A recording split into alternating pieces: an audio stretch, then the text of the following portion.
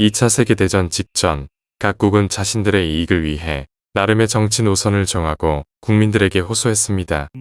이에 고무된 군중은 폭도가 되어 무고한 이들의 삶까지 파괴했습니다.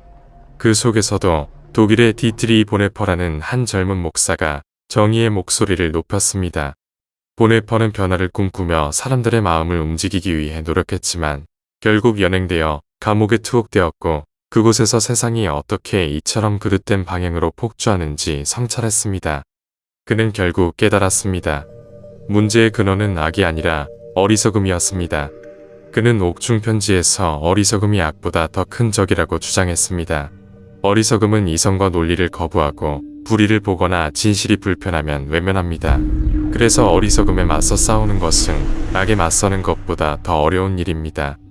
어리석은 사람은 자신의 어리석음을 인지하지 못하며 따라서 그것을 고치려는 시도조차 하지 않기 때문이라고 설명합니다. 반면 악은 적어도 인식할 수 있고 그에 맞서 싸울 수 있는 대상입니다. 그러나 어리석음은 보통 인식되지 않고 전염성이 강하며 그 결과로 사회 전체에 더 큰 해를 끼칠 수 있습니다.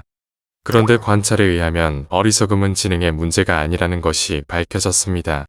지능이 높지만 어리석은 선택을 하는 사람이 있는가 하면 지능이 낮은데도 현명한 선택을 하는 사람도 관찰되었습니다. 때문에 어리석음은 기능의 문제가 아닙니다.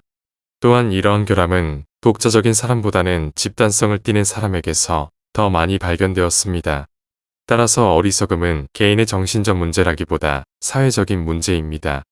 사람이나 짐승이나 집단을 이루면 자연스럽게 서열이 생기는데 이때 권력이 너무 집중되면 군중이 어리석어지도록 유도하여 권력을 더 강화하는 현상이 생깁니다.